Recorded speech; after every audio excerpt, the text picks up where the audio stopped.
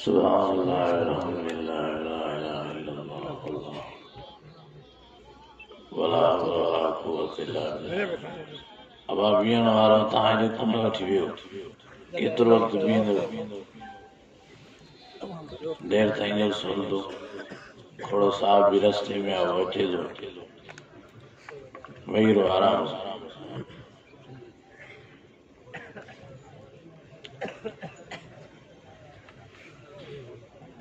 अल्हम्दुलिल्लाह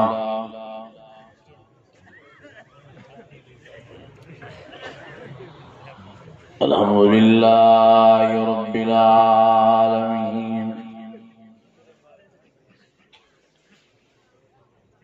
वस्सलातु वस्सलामु अला सय्यदिल मुरसलीन व अला आलिहि व अस्हाबिहि अजमईन। फ़अऊज़ु बिल्लाहि मिनश शैतानिर रजीम। बिस्मिल्लाहिर रहमानिर रहीम। अल-यौम अकमलतु लकुम दीनकुम व अतममतु अलैकुम निअमती व रज़ीतु लकुमुल इस्लाम दीना। सदक़ल्लाहुल अज़ीम। इन्नल्लाह व मलाइकतहु युसल्लूना अलन नबी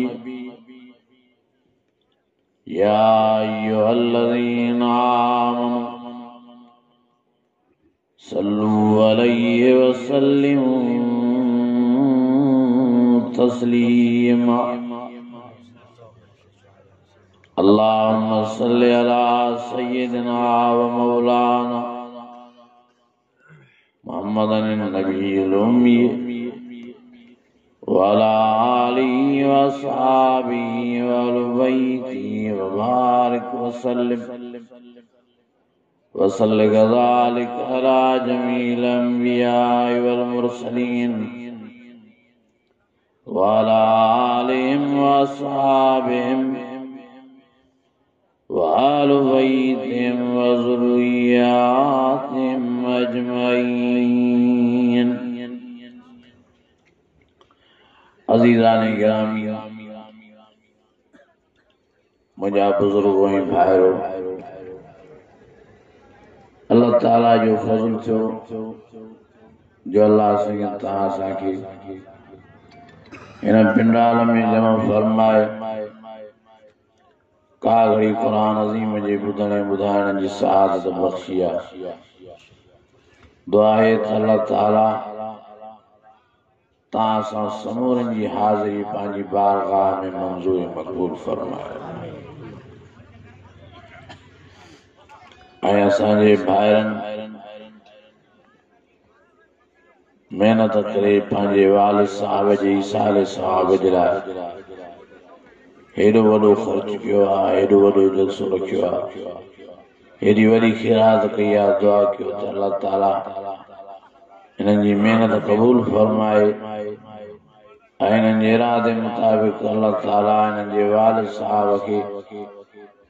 हिन जलसे जो सवाब ख़ैरात फी सबीलिल्लाह जो सवाब नसीब फरमाए। मुंहिंजा अज़ीज़ो ऐं मुंहिंजा भाइरो,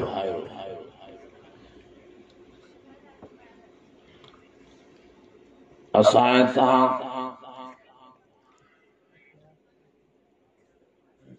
मुसलमान आहियूं, कलमे वारा आहियूं, नबी साईं जा ग़ुलाम हूं।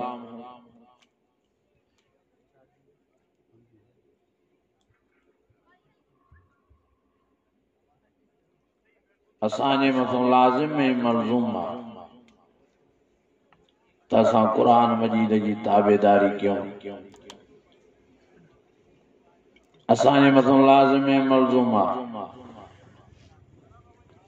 तसा मिठड़े मोहम्मद करीम जी फरमा बरदारी क्यों असांजे मथां लाज़िम मलज़ूम आहे तासी नबी साईं जे असहाबन सगोरन जा पैरोकार बणिजो नबी साईं जे आल बेतन सगोरन जा पैरोकार बणिजो इंशाअल्लाह ताला असां दुनिया में भी आबाद ऐं शादाब थींदासीं आखिरत में भी असांजा बेड़ा ही पार थी पवंदा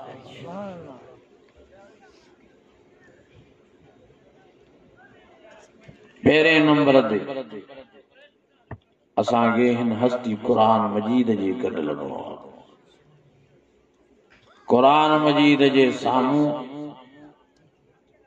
जे हदीस शरीफ भी अची वञे त हदीस शरीफ के नबी साईं फरमायो पासे ते रखजो क़ुरान शरीफ जे टकरा में मां मिठे मोहम्मद करीम का गाली न कई आहे जेकॾहिं का हदीस मां जे तरफ़ों तव्हांखे को ॿुधाए ऐं क़ुरान मजीद जे टकर में हुजे साईं फरमायो इहो कूड़ थोणे इहा मुंहिंजी हदीस ई न आहे तंहिंजे करे इनखे पासे ते रखी क़ुरान मजीद ते अमल कयो तव्हां त अल्लाह साईं तव्हांजा बेड़ा ई पार करो महिरबानी फरमाए हिन क़ुरान मजीद खे जीअ में जायूं ॾियो हिनखे साह में सांभियो हिन सां यारी रखो हिन सां प्यार कयो हिन जी माना समझो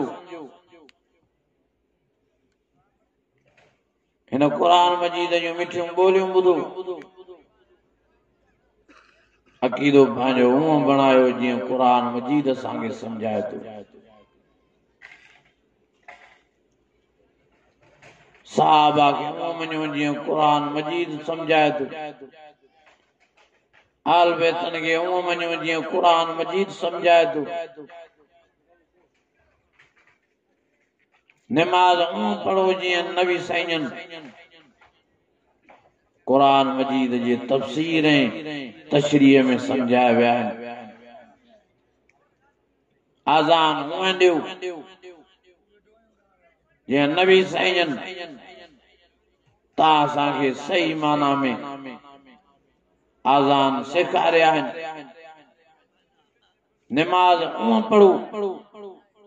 जीअं मुंहिंजो प्यारो नबी मुंहिंजो सुहिणो साईं नमाज पढ़ी करे तव्हां असांखे सम्झाए विया आहिनि महिरबानी फरमाए जेको भी अमल कयो त क़ुरान मजीद सां भेटायो नबी साईं सां भेटायो असहाबन आल बैतन सां भेटायो जेको अमल नबी साईं को तव्हांखे मिले जेको अमल तव्हांखे क़ुरान मजीद मां मिले जेको अमल तव्हांखे असहाबन आल बैतन मां मिले उन अमल खे लब्बैक करे अखियुनि ते रखो उन अमल खे पाण में पैदा कयो इंशाअल्लाह ताला तव्हांखे दुनिया आख़िरत में इज़त नसीब थींदी बाक़ी जेको अमल जेका ॻाल्हि क़ुरान मजीद में साबित न है नबी साईं वटों साबित न है असहाबन आल बैतन वटों साबित न है उन्हनि खे पुठीअ पोयां उछलायो उन्हनि ॻाल्हियुनि ते अमल न कयो उन्हनि ॻाल्हियुनि खे मञो न छो त असां तव्हां ॾिठो आहे क़ुरान मजीद कंहिंखे ॾिठो आहे ॻाल्हायो नथा क़ुरान मजीद न अल्लाह से असां ॾिठो आहे न नबी से असां ॾिठो आहे न साहब सगोरा असां ॾिठासीं न आल बैत सगोरा असां ॾिठासीं असां ॾिठो आहे क़ुरान मजीद हाणे इन क़ुरान मजीद जे चवण मुताबिक़ सोने मोहम्मद करीम जी ताबेदारी कजे इन क़ुरान मजीद जे चवण मुताबिक़ असहाबन आल बैतन जी ताबेदारी कजे इन क़ुरान मजीद जे चवण मुताबिक़ क़ुरान मजीद जे फरमा बरदारी में जिंदगी बसर कजे अल्लाह जाने तो ये दुनिया भी असांजी आबाद ऐं शादाब थींदी अल्लाह ताला ख़बर क़यामत भी असांजी सिंगारे छॾींदो मेहरबानी फरमाए कुरान मजीद जे वेझड़ा कयो कुरान मजीद सां प्यार कयो कुरान मजीद सां मोहब्बत कयो कुरान मजीद को हेॾे होॾे हलिया वेंदो त तव्हांखे नबी साईं जी सही माना में सुञाणप न थींदी कुरान मजीद को हेॾे होॾे हलिया वेंदो असहाबन आल बैतन जी सही माना में सुञाणप तव्हांखे नसीब न थींदी कुरान मजीद को हेॾे होॾे हलिया वेंदो त तव्हांखे सही माना में कलमो नसीब न थींदो सही माना में निमाज़ नसीब न थींदी सही माना में आज़ान नसीब न थींदी सही माना में नबी साईं जो दीन नबी साईं जी शरीयत नसीब न थींदी जेकॾहिं तव्हीं चाहियो था त असां सही माना में मुस्लमान बणिजूं जेकॾहिं तव्हीं चाहियो था त सही माना में असां मोमिन बणिजूं जेकॾहिं तव्हीं चाहियो था त असां जन्नत वारे रस्ते ते हलूं जेकॾहिं तव्हीं चाहियो था त असां प्यारे मोहम्मद करीम खे सही नमूने सां सुञाणियूं असहाबन आल बैतन खे सही नमूने सां सुञाणियूं त हिन क़ुरान मजीद सां यारी रखो क़ुरान मजीद जीअं तव्हांखे चवंदो वञे ईअं अमल कंदा वञो अल्लाह ॼाणे तो दुनिया आख़िरत में तव्हां आबाद ऐं शादाब बणिजी मुंहिंजा अज़ीज़ो मुंहिंजा दोस्तो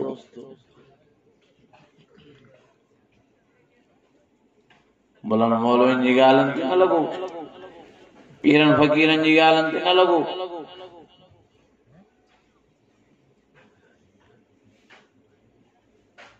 मुला असली भी आहिनि मुला नकली भी आहिनि पीर असली भी आहिनि पीर नकली भी आहिनि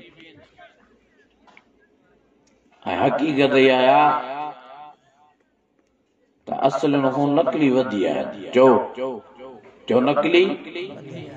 नकली मुला नकली मौलवी नकली पीर नकली फ़क़ीर जाम थी विया नबी साईं फरमायो बनी इसराइल में 72 फ़िरका पैदा थिया मां मोहम्मद करीम जी उम्मत में 73 फ़िरका पैदा थींदा ऐं साईं जन फरमायो सभु चवंदा असां हक़ ते असां हक़ ते असां हक़ ते असां हक़ ते पर साईं जन फरमायो 72 फ़िरका ना हक़ ते हूंदा इल्ला वाहिदन हिकिड़ो फ़िरको हक़ ते हूंदो साईं जन फरमायो जेको फ़िरको क़ुरान मजीद जे मुताबिक़ ज़िंदगी गुज़ारींदो हिकिड़ो फ़िरको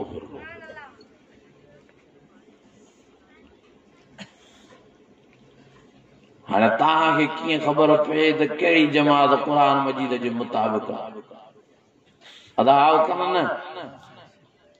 तव्हां पढ़ियल ई न आहियो क़ुरान शरीफ़ तव्हांखे पतो ई न आहे हिन जे करे तव्हांखे मुतालो करणो पवंदो क़ुरान मजीद जी माना पवणी पवंदी जिथे किथे सिंधी तर्जुमन वारा क़ुरान मजीद मिलनि था वठो उहो क़ुरान मजीद रोज़ानो रोज़ हिकिड़ो रुकू 2 रुकू 3 रुकू क़ुरान शरीफ़ जी तिलावत करे वरी माना पढ़दा हलो इंशाअल्लाह जॾहिं पूरो क़ुरान मजीद जो ख़त्म कढियो माना सां त तव्हांजो दिमाग़ खुली पवंदो हक़ ऐं सच तव्हांजे साम्हूं अची बीहंदो कूड़ जे मुंहं में धूड़ पइजी वेंदी असली जमात तव्हांजे साम्हूं निर्वार थी बीहंदी इंशाअल्लाह उन जमात में तव्हीं शामिल हाल थींदो तव्हांजा बेड़ा ई पार थी पवंदा तव्हांखे हिकु क़ुरान मजीद सम्झाईंदो त कहिड़ी जमात असली आहे कहिड़ी नकली आहे केड़ा मौलवी असली केड़ा नकली केड़ा पीर असली केड़ा नकली केड़ा फकीर असली केड़ा नकली अदा केर समझाइंदो गलायो न था यस कुरान अज़ीम में अल्लाह ताला फरमाए हुदल लिन्नास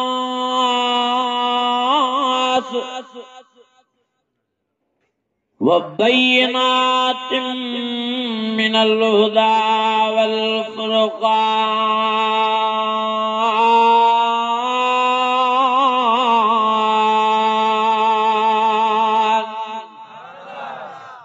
अञा बुलंद आवाज़ जेके थकी पिया बुलंद आवाज़ जो सुभान अल्लाह, भला जेके न थकी आओ वे बुलंद आवाज़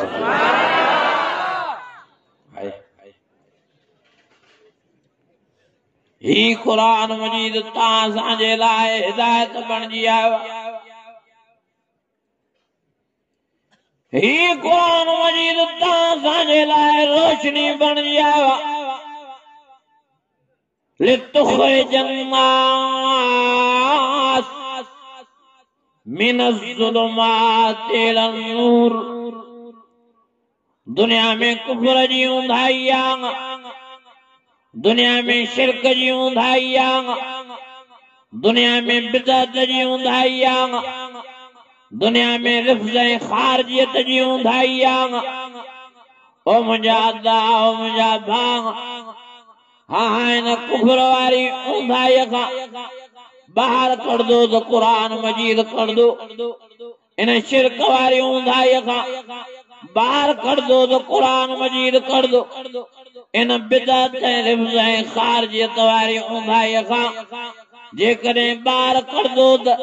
कुरान मजीद कर दो। मेहरबानी फरमाए इन कुरान मजीद सां यारी रखो, इन सां प्यार कयो, इन सां मोहब्बत कयो, इन कुरान मजीद जे चए जिंदगी बसर कयो। इंशाअल्लाह ताला तव्हां दुनिया में भी आबाद ऐं शादाब बणिजंदव, आखिरत में भी अल्लाह ताला तव्हांखे इज़्ज़तुनि सां नवाज़े छॾींदो। हेॾे न्यारियो रात हे सभु बल्ब विसाइजनि, असांजूं अखियूं कुझु ॾिसी सघजूं नथा ॻाल्हायो। अञा बुलंद आवाज़ हेॾे न्यारियो अखियुनि सां गॾोगॾु लाइट जी ज़रूरत आहे कि न? अखियूं बि तॾहिं कमु कंदियूं जॾहिं लाइट हूंदी, रोशनी हूंदी, रात जी अंधारी में। हेॾे न्यारियो हिन कुफ्र जी ऊंधारीअ में, हिन शिरक जी ऊंधारीअ में, हिन बिदअत ऐं रिफ़्ज़ ऐं ख़ारिजियत जी ऊंधाईअ में उन माण्हूअ खे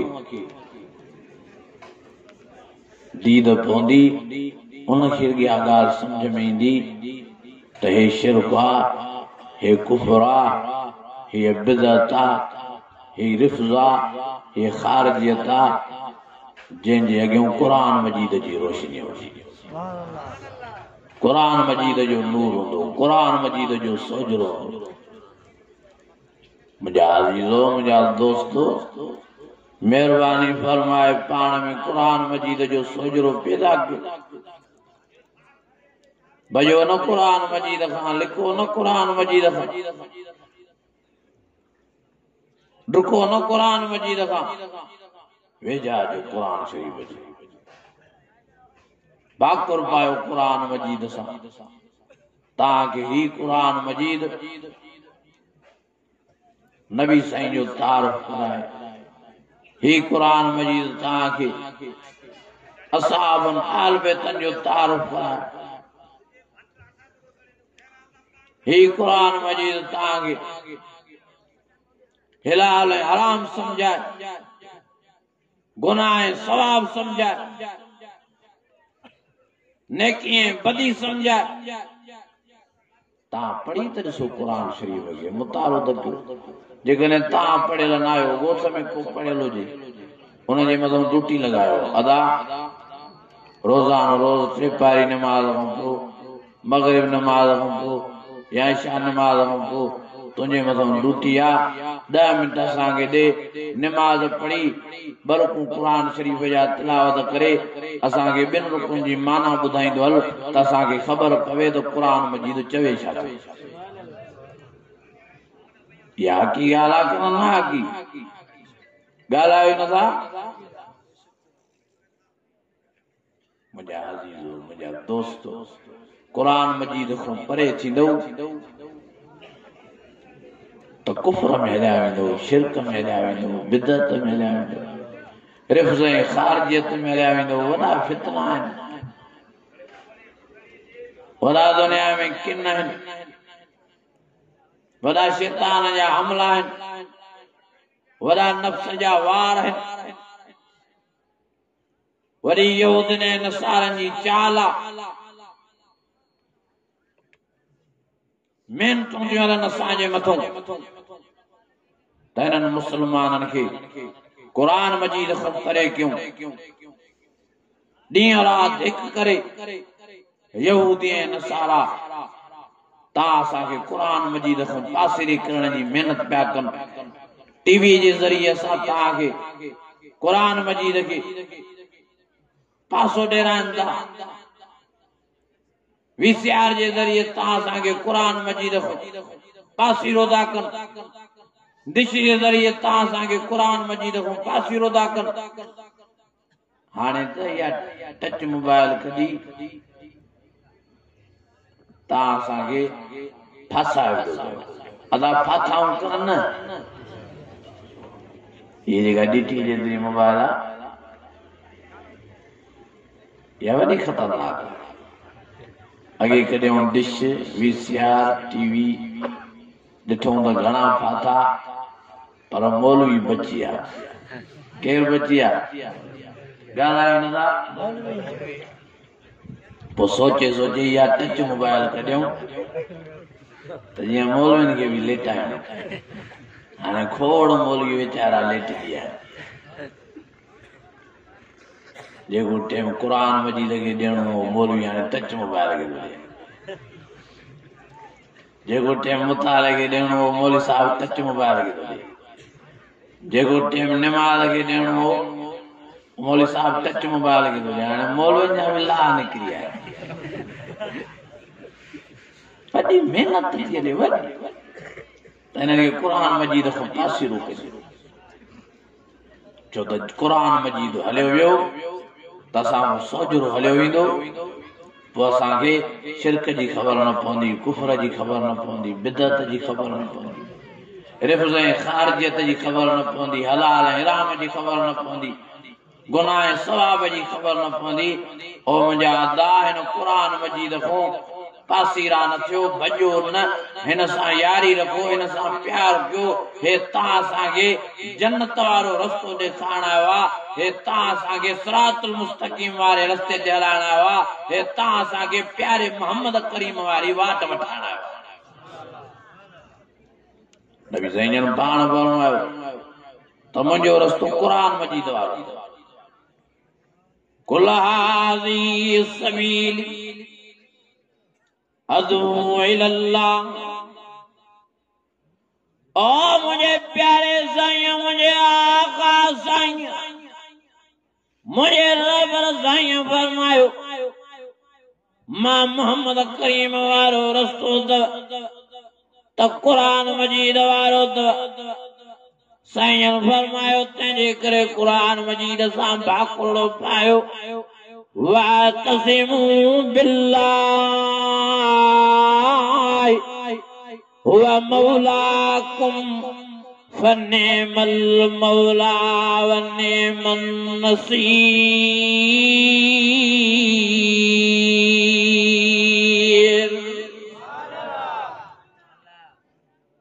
बीजात अल्लाह वातसिमू बिहब्लिल्लाहि जमीआ वला तफरकू अल्लाह फरमायो समूरे जा समूरा तोड़ा जवान मर्द औरतों हिन क़ुरान मजीद सां चिंबड़ो हिन क़ुरान मजीद जे चए ते जिंदगी बसर कयो समेना वअताना गुफ़रानक रब्बना व इलैकल मसीर।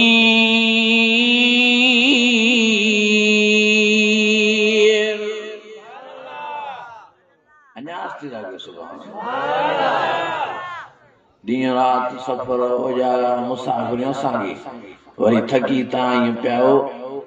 जण हाणे कराची को टेलो राय पोता बुलंद आवाज से जो सुभान अदा चो जो कुरान मजीद को पासीरो आ उनके सही दीन जो हथ नहीं दो सही शरीयत हथ नहीं दी सही आजान हथ नहीं दी सही नमाज हथ नहीं दी हेरे न्यारो सही वुजू हथ चो चो नहीं अचो तो माता के कुरान मजीद में वुजू समझाया केड़ा केड़ा कुरान मजीद के मन्योदा नारे तकबीर अजमत कुरान जिंदाबाद। ओ कुरान अज़ीम में अल्लाह ताला फरमाया अय्युहल्लज़ीना आमनू इज़ा कुंतुम इलस्सलात फग़सिलू वजूहकुम व अयदियकुम इलल मराफ़िक़ वम्सहू बिरूसिकुम व अर्जुलकुम इलल काबैन। अल्लाह फरमाए ओ ईमान वारो ओ कलमे वारो जॾहिं भी नमाज पढ़ण जे लाइ तव्हां उथो त पहिरियों पाकाई कजो। साईं कीअं पाकाई कजे? अल्लाह फरमायो पहिरें नंबर ते पंहिंजो मुंहुं धो ऐं ॿिए नंबर ते तव्हां पंहिंजनि हथनि खे धो बाहुनि सां ठुठनि सां ऐं साईं फरमायो टे नंबर ते तव्हां पंहिंजे मथे जो मस कयो। चौथे नंबर ते तव्हां पंहिंजे पेरनि खे धो। चार फर्ज़नि वुज़ूअ जा जेको भी माण्हू इन्हनि चइनि फर्ज़नि ते अमल करे मुंहुं धोई ॿई बाहूं धोई ठुठियूं धोई ॿई हथ धोई ऐं मथे जो मसो करे वरी पेर धोई नमाज तो अदा करे त इहो पाकल पाक बणिजी वियो। हिन जी नमाज अल्लाह वटि क़ाबिल क़बूल बणिजी थी वञे। अदा वटि वज़ू जा घणा फ़र्ज़ आहिनि? नथा ॻाल्हायो। या अय्युहल्लज़ीना आमनू इज़ा कुमतुम इलस्सलात फ़ग़सिलू पढ़ो त सही वजूहकुम पहिरियों पंहिंजा मुंहुं धो शादो व अयदियकुम इलल मराफ़िक़ पोइ पंहिंजनि ॿाहुनि खे धो ठुठियुनि समेत ठुठियुनि ताईं ऐं टे नंबर ते वम्सहू बिरूसिकुम पंहिंजनि मथनि जो मसा कयो ऐं चौथे नंबर ते व अर्जुलकुम इलल काबैन पंहिंजनि पेरनि खे धो भेजनि समेत। चार फर्ज़ आहिनि इहे वुज़ूअ जा। जेको भी ये चार फर्ज़ अदा करे बीहे तो नमाज में इन जी नमाज क़बूल खणे तो कुरान मजीद खे त खणणु जाइज़। जेकॾहिं न चइनि फर्ज़नि मां हिकिड़ो फर्ज़ भी खुटाए त हिन जो वुज़ू कामिल चओ नाहे या उबतो सुबतो वुज़ू कई। पहिरियों पेर धोते पोइ बाहूं धोते पोइ वरी मसो के मथे जो पोइ आख़िर में मुंहुं धोते तॾहिं बि वुज़ू न थींदो जीअं कुरान मजीद सम्झाए थो ईअं वुज़ू करणो। या अय्युहल्लज़ीना आमनू अदा छा थो पढ़ां मां नथा सम्झो। ओ फरमाया अय्युहल्लज़ीना आमनू इज़ा कुंतुम इलस्सलात फग़सिलू वजूहकुम व अयदियकुम इलल मराफ़िक़ वम्सहू बिरूसिकुम व अर्जुलकुम इलल काबैन। अल्लाह फरमाओ कलमे वारो ओ मुसलमानो जॾहिं भी नमाज पढ़ण लाइ